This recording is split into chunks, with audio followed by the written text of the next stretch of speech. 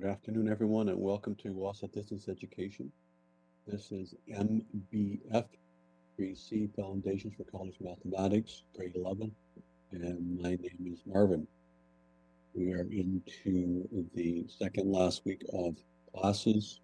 We are going to finish up the trigonometry unit today and get started on the data management unit tomorrow. So we've looked at so far the three trig ratios, which are sine, cosine, and tan. And those three ratios can be used to solve problems that involve right triangles. So there has to be right angle triangle, like the example that we started yesterday, or the sample problem 14.3. So we have a right angle triangle, so we can use one of the three trig ratios. And to help remember those, we use SOHCAHTOA. So is sine is equal to opposite over hypotenuse. Cosine is equal to adjacent over hypotenuse. The tan is opposite over adjacent. Looking at the length of any of those sides, when we label a triangle a right triangle, we have to label the parts hypotenuse, adjacent, and this side over here would be the opposite side. Okay? So OPP stands for opposite. So those are the names of the three sides in a right triangle. When we're dealing with triangles that are not right triangles, we don't have an hypotenuse because there's no right angle. And that's the definition of hypotenuse is the side opposite the right angle in a right angle triangle. Definition. If there's no right angle, there is no hypotenuse. The point where the two sides meet to form an angle, so that point right there, a little dot where the two points meet, or the two sides meet, called a vertex. We have 1, 2, 3 vertices, and letters A, B, and C represent those vertices, and then the angle that's created by these two sides. So the problem that we have here is Rachel is fixing the soffit on her house. There's a 20-foot ladder. So from here was 20 feet. That we can do before we put the ladder up against the house. You can measure it before we stand up. Then you place it so that it is 4 feet from the base of the house. So take the measuring tape. There it is, the ladder touching the ground. We measure from the house back to the ladder, and it's exactly 4 feet. And we've been asked to find the angle of elevation between the ground and the ladder. That will be this angle right here. So this angle right here is the angle we are trying to determine right there. So in relation to that angle, that's the opposite side, that's the adjacent side, that's the hypotenuse. What do we know? We know the hypotenuse is 20. We know the adjacent is 4. So adjacent and hypotenuse is going to be cosine. So we're going to be using cosine is equal to adjacent over hypotenuse. So what I've done is I've already worked this out so that we can speed up the process a little bit. So here we have the solution. First step always is to formula. Check that off. We've written the formula down. Second step is to do the substitutions. So the adjacent side in this particular one, we've labeled the parts already, so it's important to label the parts before you start plugging numbers in so that you don't get confused. We've labeled it on the diagram, we know what the numbers are. So the adjacent side is 4, the hypotenuse is 20. 4 divided by 20 is 0.2.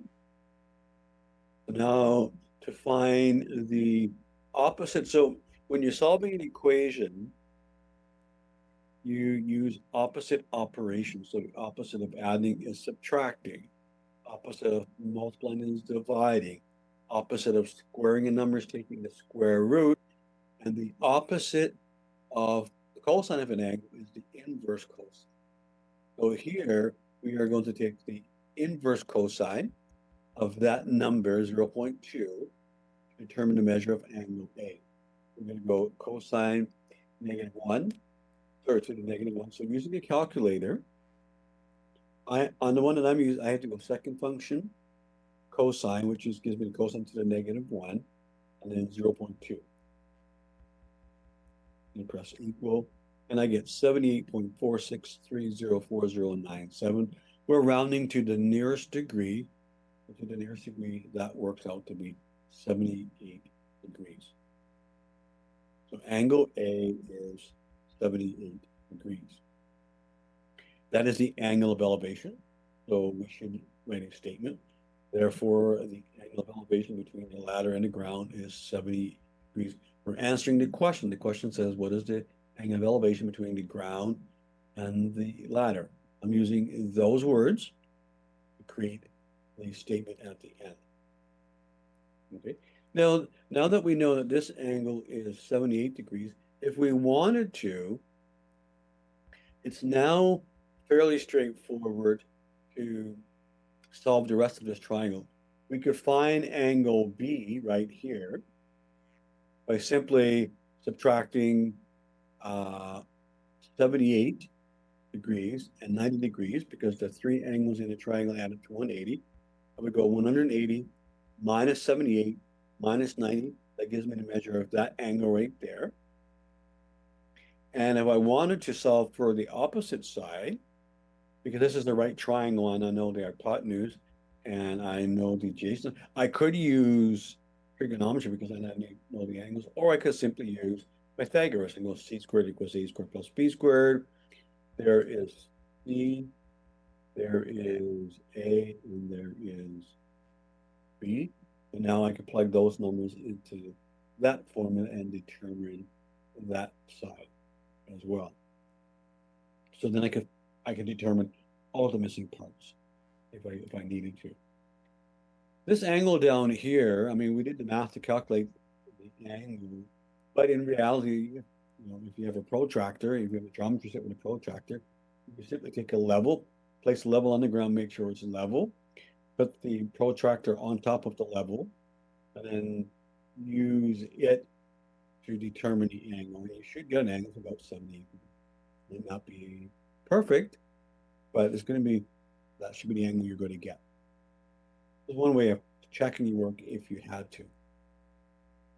Okay, so let's move on. So yesterday we did a couple of problems that involved trig ratios as well. We used tan, and we're dealing with right triangles, and we used cosine. All of these involve right triangles, so we can use one of those trig ratios. So now let's move on to a different problem. So practice problem 14.4. A cottage under construction should be 12.6 meters wide. The two sides of the roof are to be supported by rafters the same length that meet at 140 degrees. How long should the rafters be? So let's draw a diagram. Start with this. So if we just I'm just drawing. So this is the cottage. It's just going to be a square. And this is the middle up right here. So we're going to be drawing rafter. We're going to be, there we go. This should be a straight line. I'm trying to make that a little bit straighter. Again, my apologies because it's not easy to do.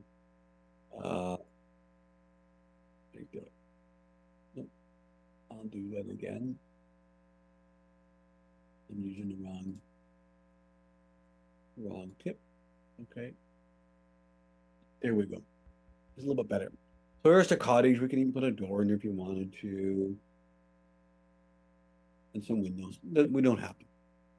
So it says a cottage under construction is 12.6 meters wide. So from here all the way over to here, from here to here is 12.6 meters. So if I just do it like this, draw an arrow, So from there to there, 12.6 meters. That's how wide the cottage is. The rafters, or sorry, these right here fit on top of, so have you ever seen a house being constructed? Put up the four walls first, then they put these rafters on top after the walls are up, and then this becomes the roof of the building. And you got one of these, they're usually about 16 inches apart. So we have, this is 12.6 meters. So let's do some work here. So this is 12 point all the way over. So now again, this is a right angle right here. Okay, with a right angle. We have what do we know? We know that this from here all the way over there is 12.6. So this is the halfway point. So 12.6 divided by 2 is 6.3. So this piece here is 6.3, and this point here, this piece here is 6.3. Now remember that these have to be, these are the same or congruent, same shape, same size. Otherwise, the roof would look odd if we didn't have the same slope. So we're looking for the same slope here. So this is 6.3 meters, that's 6.3 meters, and we know that this big angle here, all the way around, that big angle is 140 degrees,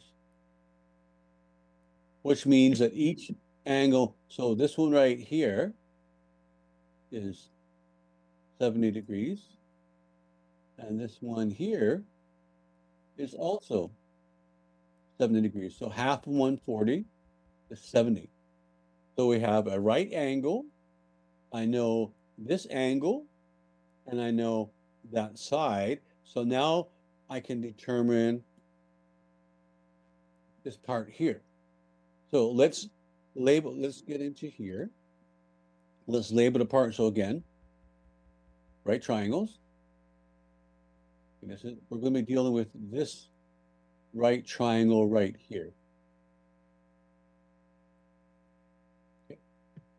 So based on this angle, this is the reference angle now. We know the opposite side is 6.3. So there's the opposite side. We know the angle. So let's label this A, B, and C. So the angle, opposite side is 6.3, and I'm asked to find the hypotenuse. That's the part I'm asked to find, part I don't know. So SOHCAHTOA, again, because this is a right triangle, we're going to be dealing with SOHCAHTOA, S-O-H. And when you get to a certain point, you won't need to write this down. You'll just know which one to use, then TOA. So I know the opposite side, and I'm asked to find the hypotenuse. Opposite and hypotenuse is sine. So I'm going to be using the sine trig ratio to solve this problem. And again, I've already done this, so I'm just going to come down here and I'm going to move it back up. So it's side by side. So once we do the first part, which is substitution.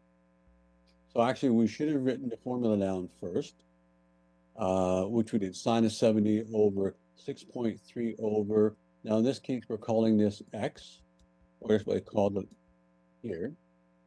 So that's x, looking for. So x times the sine. So again, make this over 1, and then cross and multiply. X times sine of 70 is X times sine of 70. 1 times 6.3, 6.3.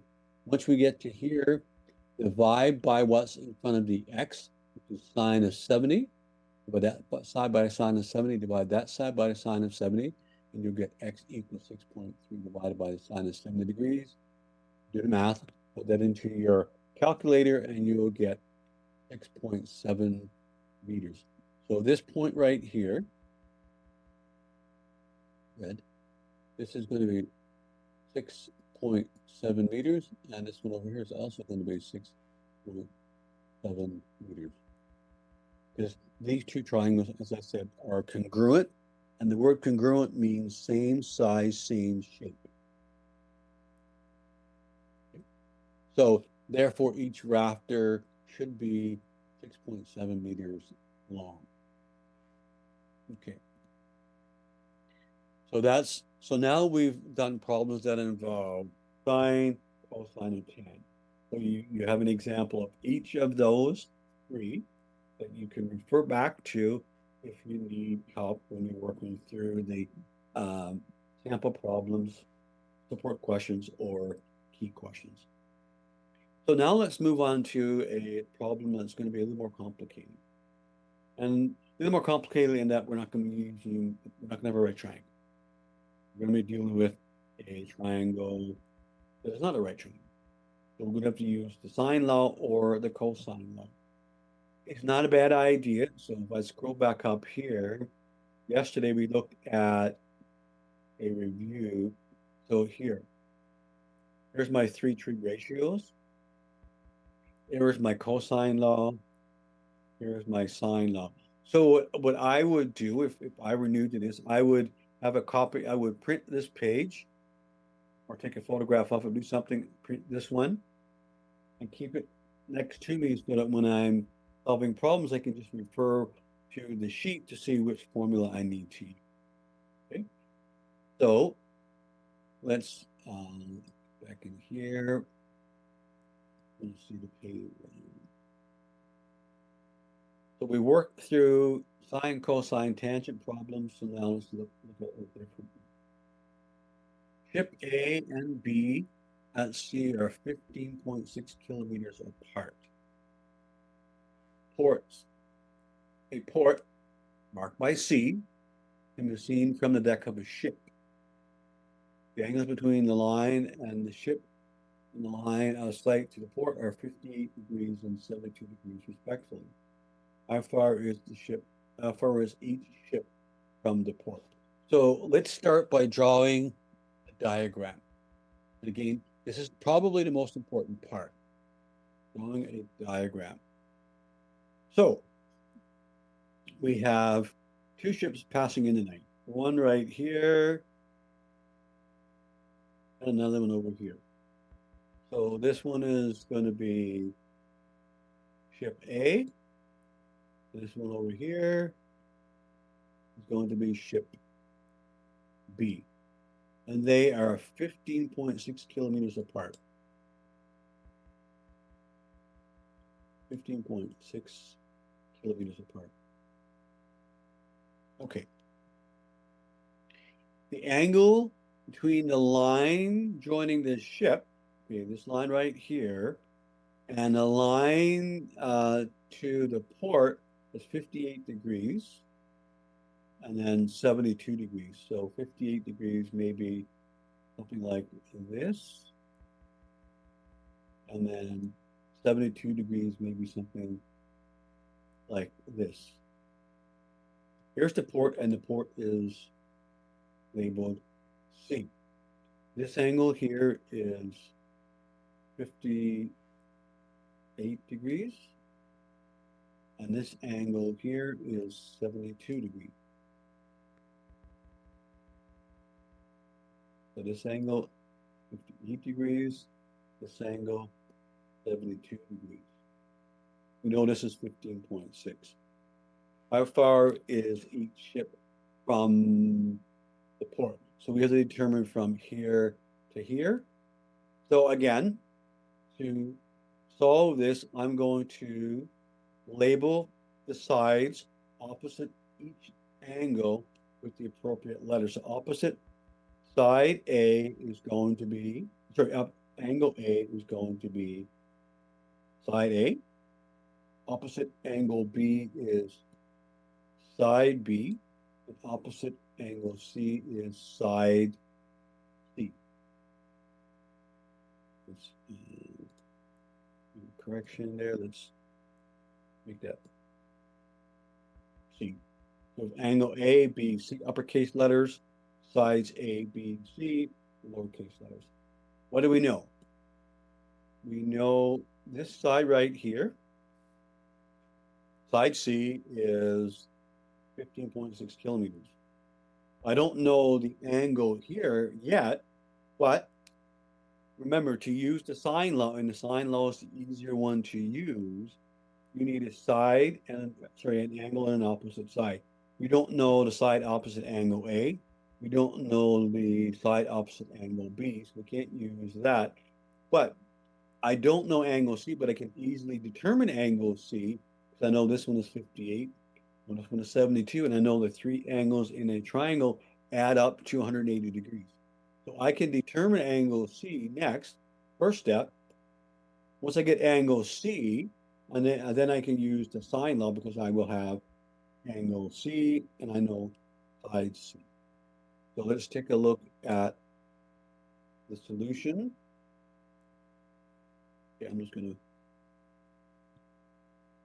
work on the first part first. So the first part is to determine the angle. And again, angle C will be 180 minus 58 minus 72. So angle C is 50 degrees. So I can squeeze that in there. 50 degrees. Angle C. So now I know an angle and the opposite side, so I can use the sine law. So that's how we're going to solve this problem. No, I can't draw there. Let's come into here. I got it here. I don't know why I'm in there. Maximize that. So sine law. Okay, let's do it.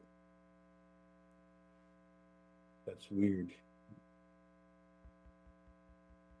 Okay. It won't let me have it here. So let's press enter. For some reason, click the undo button. Okay, now. So here, try this again. Sine law.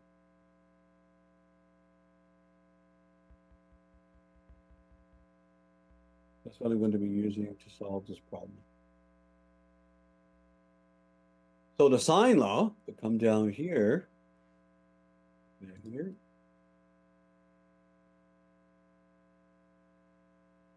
bring it up here.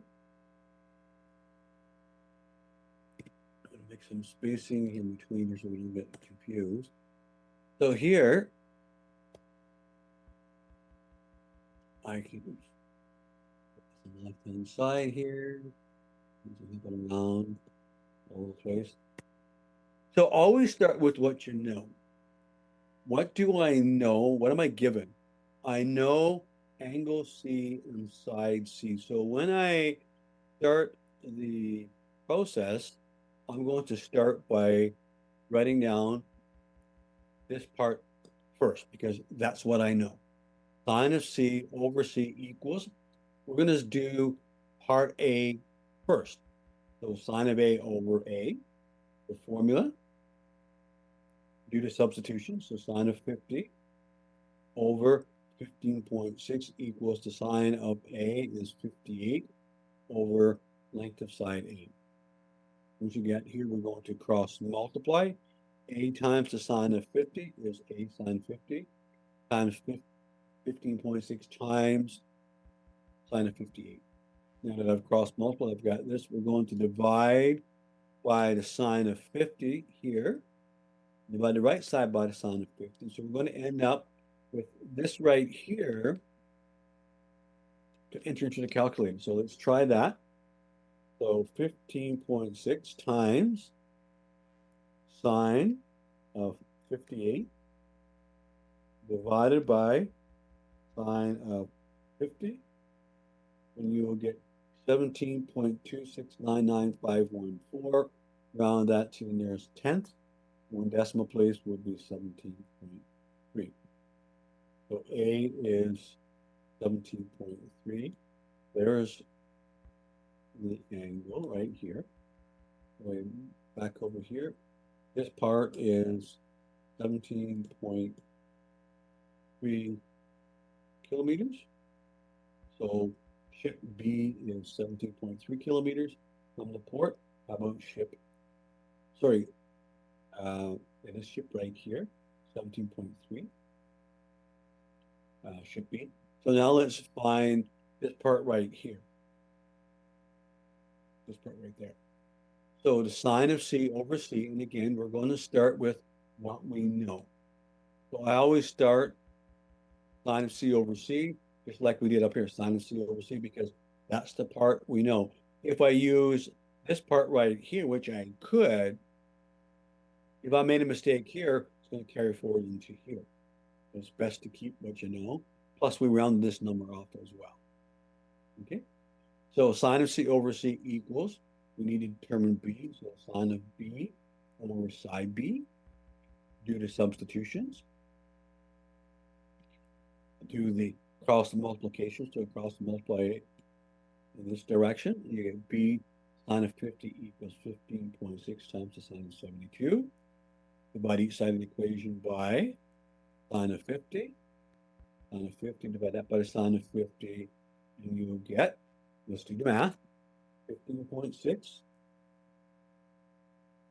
times the sine of 72 divided by sine of 50.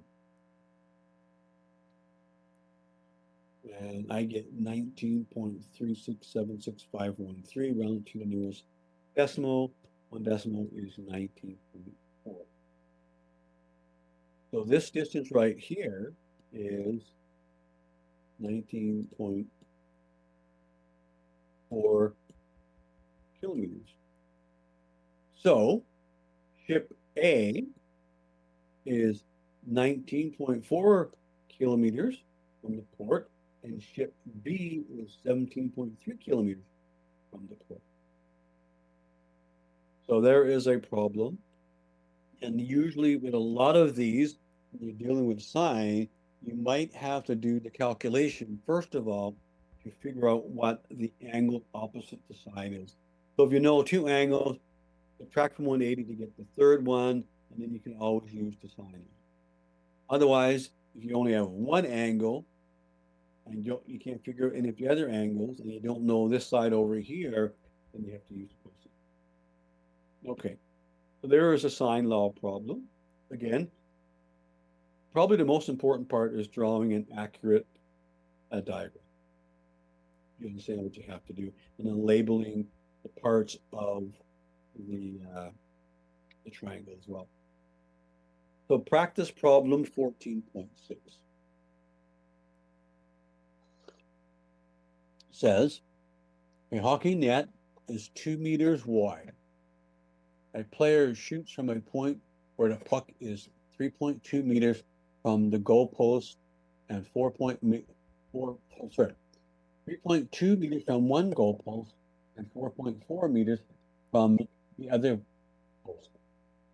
But in what angle must he make the shot to hit the net? Okay. So again, let's make sure we draw the diagram. Again, the diagram is probably going to be the most important thing you can do here. Okay? So let's take a look at what the diagram will look like. And again, the diagram might not be exactly the way I draw. You can do it any way you want. Okay, so let's do it this way. So here's the net. I'm just going to draw for now. There's a net, and we're just drawing the bottom of the net. And the net is 2 meters wide. Okay, so the puck is down here somewhere. There's the puck. And so from the puck to the goal line, and then this goalpost, and then this should be a straight line. There's the post. So there's a post right here. There's a post right there. So I'm going to label this as the post. A, B, and this is down here. I'm going to label that part C, and this is the puck. Okay, and these two up here are the post. That's a post there. And that's a goal post right over here as well.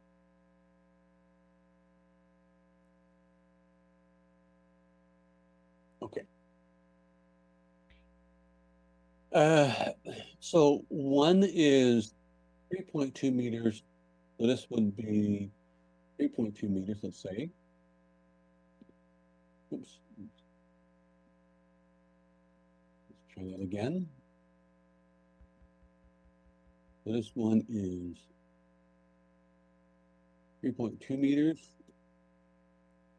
And this is 4.4 meters. Now, this is probably not drawn to scale, but this will give you an idea. So now, because we're dealing with all three sides, then we can't use the sine law. There are no right angles, so we can't use SOHCAHTOA. So there's only one choice here, and that would be the cosine law. No other choice. Okay. We're going to be using the cosine law. What is the angle between within what angle must a shoot we make a shot to hit the net? So we're looking for this angle right here, which is angle C. So cosine law, we're looking for that angle. So we are going to be looking for the formula. If we come back up again, you're probably not going to remember this. Come back up. And we're looking for angle C. So that's the formula we're going to be working with right there. So cosine C equals A squared plus B squared minus C squared all over 2AB. So now you would take out your paper and you write that formula down. Okay. Write it down, and then we're going to come down here, and now we are going to, I've already done this part for you. So we're looking for, we'll just back up so it's next to the diagram. So we've entered the formula, C squared, cosine C equals A squared plus B squared minus C squared all over 2AB. That's the formula. I'm trying to figure out this angle right there. Now it's a matter of doing the substitutions. We're going to go from here. A is, so again, so let's label the parts. Opposite angle A is side A, so A is 4.4. Opposite angle B is side B, which is 5.2. And opposite angle C is side C, which is 2. So there's error of the numbers. A is 4.4 squared plus B squared is 3.2 squared minus C squared, which is minus 2 squared. All divided by 2 times A times B. 2 times A is 4.4 times B is 3.2. If you do the math, 4.4 squared plus 3.2 squared minus 2 squared, you'll get 25.6. 2 times 4.4 times 3.2 is 28.16. If you do the division, you're going to get a decimal, and you're going to have to round up. We don't want to round any numbers up, so we're going to leave it as a fraction, and we're just going to take the inverse cosine to find the measure of the angle. So we're going to go cosine to the -1 Your calculated cosine, oops, second function cosine, 25.6 divided by 28.16, and I get 24.61997733. And we're going to round this one to the nearest 1/10 of a degree, which will be really, really nitpicky, really, really fine, but we'll do it anyway. So it's going to be 24.6 degrees. So the next part is, I don't know where my statement went. There should be a statement there. It somehow disappeared, but we can put it in. Let's come back over here. And now we have to enter a statement. Therefore, what angle must he shoot his shot to hit the net? Therefore, the player, if I could spell correctly, it would be, so the player must shoot at an angle of, and I'm just going to copy and paste because I want that degree somewhere there as well. Copy and paste it in there. 24.6 degrees, period. So now you have seen a problem involving sine, cosine, tangent, a word problem. You've seen a word problem involving using the sine law and a problem involving the cosine law. So now that's pretty much it for this particular, well, 4 lessons. Just one lesson to go. But that covers all of the trigonometry that you're required to know. Lots of examples, lots of sample problems for you to take a look at. So again, if you have any questions, feel free to reach out and we can talk. Okay. So the next part of this is going to be, let me just get into here. I just want to check something first.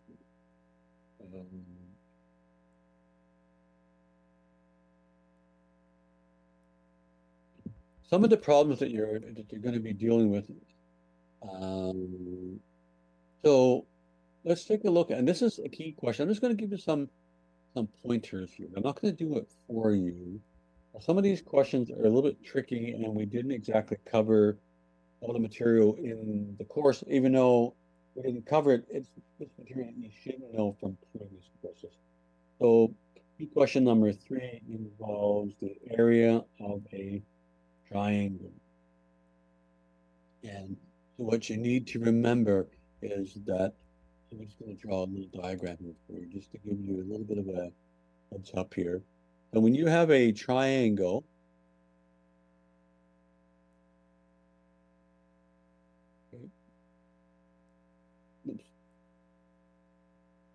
so when you have a triangle,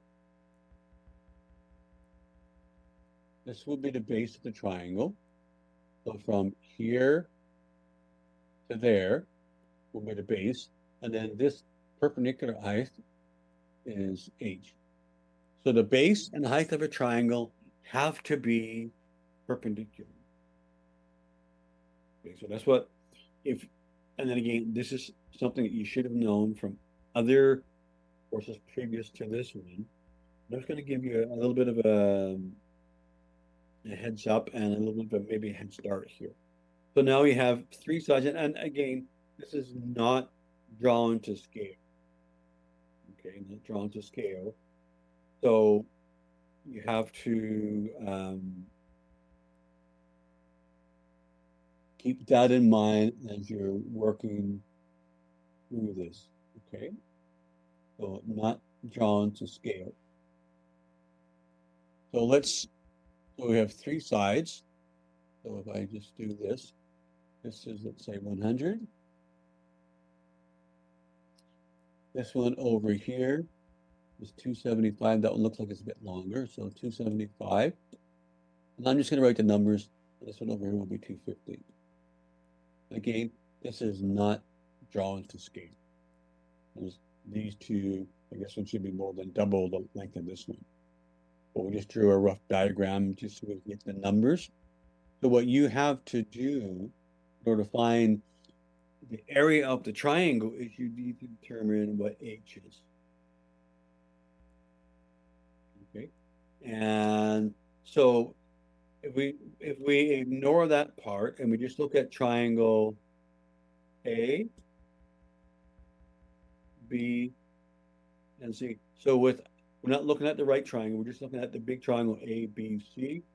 Opposite angle C is side C, opposite angle B is side B, opposite angle A is side A.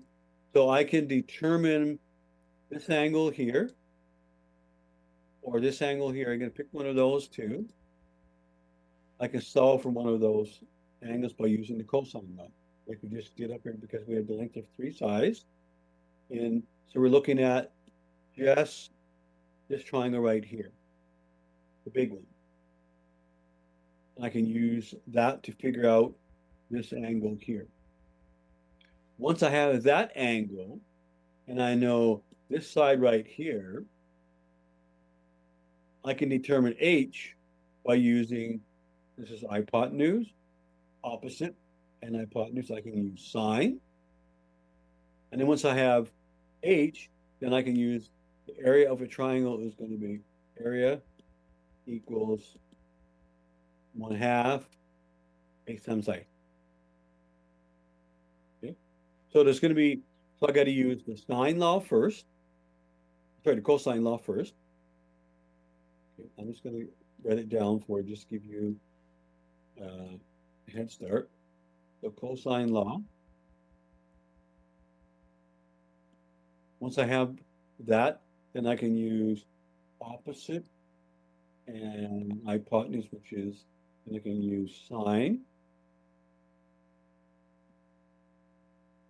Okay, is equal to opposite over hypotenuse.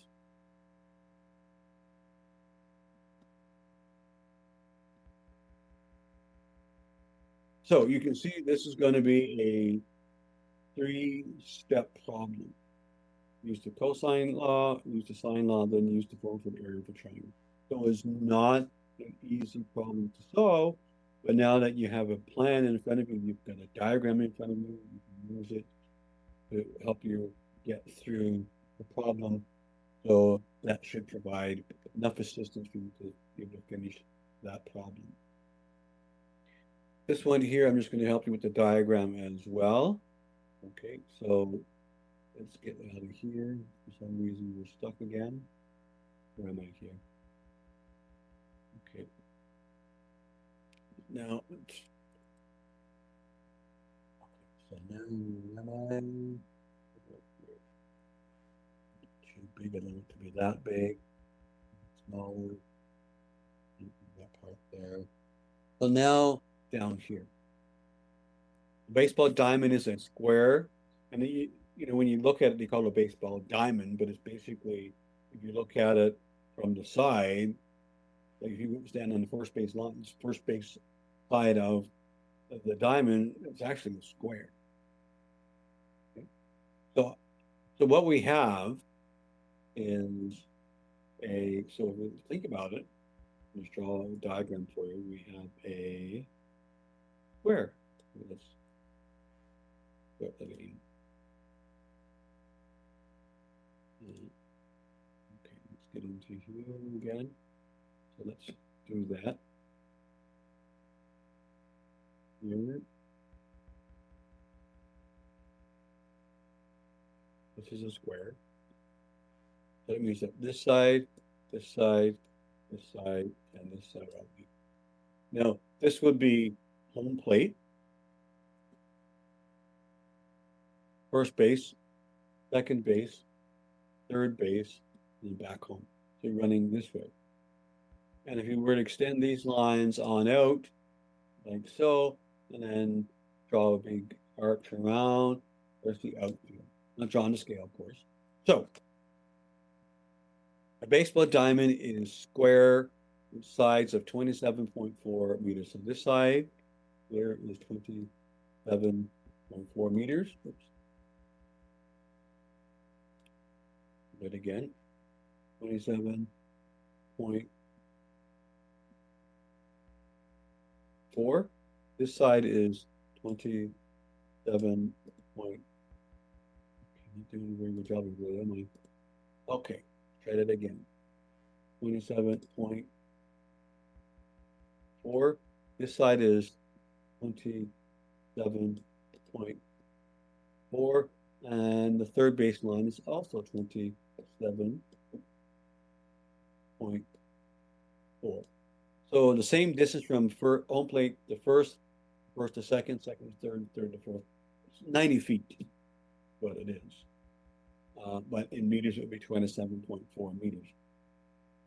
If I were to draw a line from first base to second base, the pitcher's mound is here somewhere. That's where the pitcher throws the ball. So from there, the home plate, the pitcher's mound is 18.4 meters. So from the pitcher's mound to first base, that's what we're asked to find. How far is the pitcher's mound from first base? What you need to remember is in a square, we have 4 right angles. Each angle is 90 degrees. If we draw a diagonal, which goes from home plate to second, which is what we call a diagonal, because we're dealing with a square, the diagonal is going to cut the angle in half. So this angle here and this angle here are going to be the same. Half of 90 is going to be 45 degrees, and this angle here is 45 degrees. This angle here is 45 degrees. So I know the angle. Now, if I want to label the parts A, B, and C, which is not a bad idea. A, B, and C. So we have to determine opposite angle A is side A, opposite angle B is side B, opposite angle C is side C. We're not dealing with the right triangle because this angle is 45 degrees. This one's not going to be 90. So what we have to determine is the distance from here to here, which would be side A. So I know the angle, I know this side, and I know this side, so I'm going to be using the cosine line.